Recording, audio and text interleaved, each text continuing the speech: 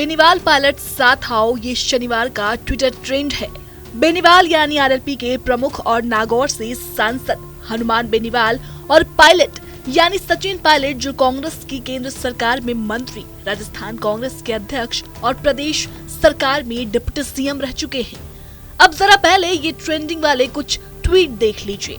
इस प्रदेश को #गहलोत वसुंधरा गठजोड़ से मुक्ति दिलाने में हनुमान बेनीवाल जी का सहयोग करना चाहिए।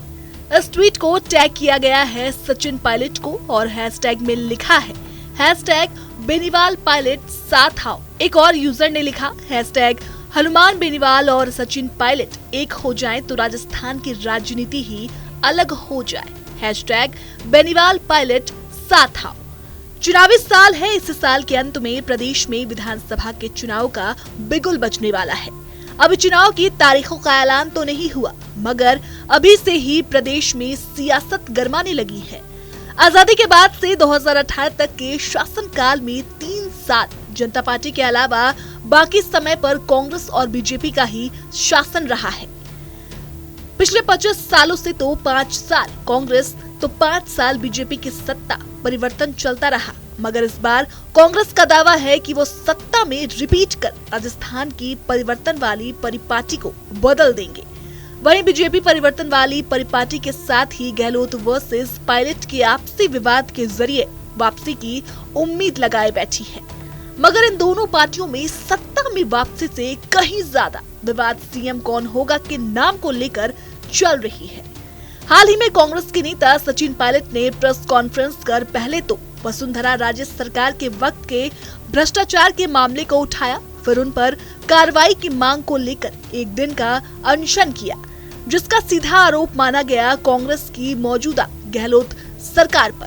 प्रदेश में गहलोत वर्सेस पायलट का विवाद तो काफी पुराना माना जाता है, मगर ये खुलकर उस वक्त सामने आया जब 2018 में कांग्रेस जीत के साथ बहुमत के करीब पहुंची।